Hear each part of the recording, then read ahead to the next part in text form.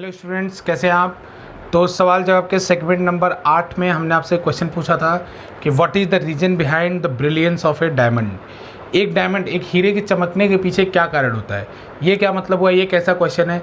तो देखिए स्टूडेंट, मैं बता दूं कि जब माइन से हीरा निकलता है तो बिल्कुल भी शाइनी नहीं होता। ऐसा कि जो माइन से यानी जो खदानों से हीरा निकलता है वो जब निकलता है तो पेल येलो होता है, मतलब ऐसा हल्का पीला होता है और क्रिस्टल होता है, पूरा पीला क्रिस्टल होता है। वो इतना चमकता नहीं जितना वो चमकता है ऐसे आपको जो आपके ज्वेलरीज वगैरह में दिखते हैं, इतना चमकता नहीं हीरा जब आप वो माइन से निकल आता है। ऐसा नहीं है बाकी कुछ मूवीज़ जैसे है वहाँ पे आपने देखे होंगे पुरानी बॉलीवुड की मूवी, वहाँ पे खदानों से हीरा निकल रहा हो तो चमकते हुए दिख रहा है, वो ऐसा बिल्कुल नहीं होता है, ठीक है ना। तो इसके पीछे, चमकने के पीछे क्या कारण होती है वो चीज़ हम आज समझेंगे। तो इसके पीछे एक फिजिक्स का फिनोमेना, उसका नाम है TIR, या उसी को बोलते हैं टोटल इंटरनल रिफ्लेक्शन, और हिंदी में उसी को बोलते हैं पूर्ण आंतरिक परावर्तन, ठीक है। तो देखिए स्टूडेंट, होता क्या है कि डायमंड के चमकने के पीछे कारण उसकी कटिंग है, डायमंड की एज कटिंग है। मतलब डायमंड को इतने साइंटिफिक तरीके से काटा जाता है, इतने साइंटिफिक तरीके से काटा जाता है कि एक बार अगर डायमंड में लाइट इंटर कर जाए, जैसे मान लीजिए डायमंड है, मैं बहुत सिंप्लीफाइड बता रहा हूँ आपको। वैसे डायमंड के अंदर आप देखेंगे बहुत सारे एजेस होते हैं, बहुत सारे एजेस होते हैं, शार्प एजेस होते हैं, मतलब बहुत सारे शार्प कोने होते हैं। मैं एक एग्जांपल के लिए अगर मान ले रहा हूँ कि ऐसा कुछ डायमंड है, हालांकि ऐसे बहुत सारे साइड्स होते हैं आप डायमंड में, अगर एक डायमंड के अंदर देखेंगे तो हम इसको इस तरीके से कट करते हैं कि एक बार इसके अंदर लाइट इंटर कर जाए, एक बार लाइट इंटर कर जाए तो कई बार बाहर निकलने से पहले कई बार वो रिफ्लेक्ट हो, बाहर निकलने से पहले कई बार वो रिफ्लेक्ट हो और रिफ्लेक्ट होने के बाद फिर वो किसी साइड से बाहर जाए, ठीक है ना। तो मतलब एक बार डायमंड में जो लाइट इंटर कर जाए वो कई बार वो अंदर रिफ्लेक्ट हो और उसके बाद वो बाहर चली जाए। तो ऐसा कैसे हो सकता है, डायमंड तो ट्रांसपेरेंट होता है, यहाँ पे मिरर तो होता नहीं है, तो फिर कैसे रिफ्लेक्ट हो सकती है। तो जो स्टूडेंट जिनका फिजिक्स बैकग्राउंड है वो जानते होंगे, एक फिनोमेना कहते हैं TIR का मतलब क्या होता है कि जब लाइट डेंसर मीडियम से रेयरर मीडियम की तरफ जाती है, जब लाइट डेंसर मीडियम से रेयरर मीडियम की तरफ जाती है, जैसे ऐसे लाइट जा रही है, ये नीचे पूरा डेंसर मीडियम है और ऊपर रेयरर मीडियम है, जैसे नीचे पानी है ऊपर हवा है, तो इसमें लाइट क्या होती है, नॉर्मल है, ये जो लंब है इससे दूर जाती है, दूर बेंड होते हैं। 10th में भी आपने पढ़ा होगा, डेंसर से रेयरर में अगर लाइट जाती है तो bend away from the normal. तो अगर मैं ये एंगल और बढ़ा दूँ तो ये लाइट और ज़्यादा बेंड होगी, और ज़्यादा बेंड होगी। अब मैं बढ़ाते एंगल, जैसे जैसे बढ़ाता जाऊँगा एंगल वैसे लाइट ज़्यादा बेंड होती जाएगी, मतलब नॉर्मल से और दूर होती जाएगी। तो एक पॉइंट ऐसा भी आ सकता है स्टूडेंट कि जब मैं एंगल इतना कर दूँ कि लाइट ठीक इतना मुड़ जाए, इतना नॉर्मल से अवे चल जाए कि इसी मीडियम के ऊपर चली जाए, ऐसा पॉसिबल हो सकता है। तो इस एंगल को नाम देते हैं हम क्रिटिकल एंगल।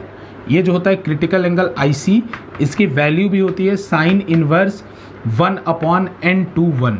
n21 क्या है, रिफ्रैक्टिव इंडेक्स। जो लोग इसके बारे में सब लोग जानते होंगे क्योंकि 10th में आपने रिफ्रैक्टिव इंडेक्स के बारे में हल्का फुल्का पढ़ा होगा। अब जैसे मान लीजिए कि आपका एंगल ऑफ इंसिडेंस, जब लाइट डेंसर से रेयरर में जा रही है, आपका angle of incidence critical angle से ज़्यादा हुआ, तो लाइट उसी मीडियम में वापस रिफ्लेक्ट होने लगती है। जैसे ही आपका angle of incidence critical angle से ज़्यादा हुआ, लाइट उसी मीडियम में वापस रिफ्लेक्ट होने लगती है। तो इस फिनोमेना का नाम देते हैं student TIR, full form total internal reflection या पूर्ण आंतरिक परावर्तन। तो लाइट की कटिंग इस तरह से की जाती है कि जैसे देखिए यहाँ पे पूर्ण आंतरिक परावर्तन होने के लिए 2 फैक्टर है। एक फैक्टर क्या है कि लाइट डेंसर से रेयरर में जानी चाहिए, जैसे पानी से हवा में जानी चाहिए, ग्लास से पानी में जानी चाहिए, ग्लास से हवा में जानी चाहिए।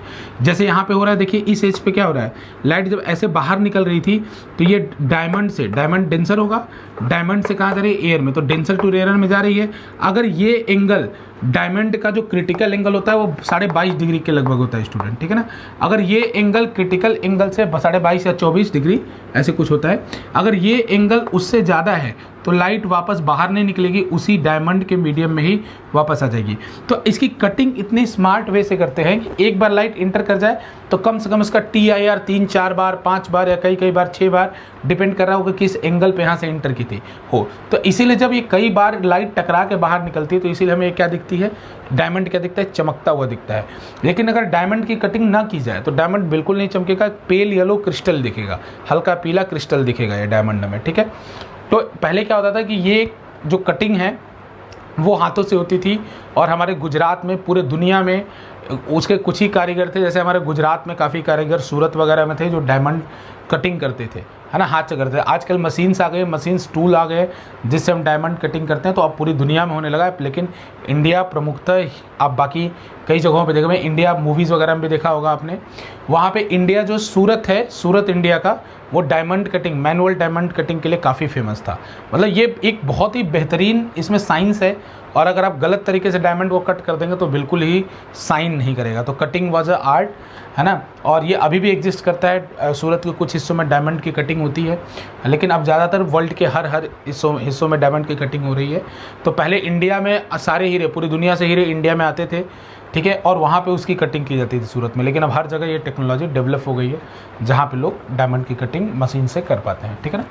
तो उम्मीद है आपको एक रीज़न पता चल गया होगा कि डायमंड क्यों ब्रिलियंस करता है, क्यों चमकता है। अब हमारे नेक्स्ट सवाल जवाब सेगमेंट का जो क्वेश्चन है वो ये है कि आपने देखा होगा कि माइक्रोवेव जो ओवन है, उसमें जब उसको माइक्रोवेव पे आप मोड पे आप ऑपरेट करते हो तो उसी चीज़ को गर्म करता है जिसमें पानी हो। जैसे समोसा है, समोसे के अंदर वाला जो हिस्सा है जिसके अंदर पानी है, आलू, वो गर्म हो जाएगा, लेकिन ऊपर वाला हिस्सा उतना गर्म नहीं होगा। प्लास्टिक के कंटेनर में आप कोई भी अगर दाल वगैरह रख रहे हो तो दाल गर्म हो जाएगा, लेकिन प्लास्टिक का कंटेनर गर्म नहीं होगा। अगर उसी के बाद पोटैटोज़ अगर आप बॉयल कर रहे हो एक प्लास्टिक के अंदर, तो पूरा पोटैटो बॉयल हो जाएगा माइक्रोवेव ओवन के अंदर, लेकिन प्लास्टिक का कुछ नहीं होगा, प्लास्टिक बिल्कुल कोल्ड रहेगा। तो ऐसा रीज़न क्यों होता है, मतलब ऐसा क्यों होता है कि माइक्रोवेव ओवन में कौन सी ऐसी टेक्नोलॉजी होती है कि जो उसी चीज़ को हीट करती है जिसके अंदर वाटर है। तो इसको हम नेक्स्ट लेक्चर में अपने समझेंगे। अगर किसी को इसका रीज़न पता है तो ज़रूर इस वीडियो के लास्ट में कमेंट कर सकता है। और बाकी अगर इसी तरह के वीडियोज़ आप देखना चाहते हैं तो हमारे चैनल को लाइक सब्सक्राइब ज़रूर कीजिए, बेल आइकन को भी प्रेस कीजिए ताकि इस तरह की वीडियोज़ आपको सबसे पहले देखने को मिले। बहुत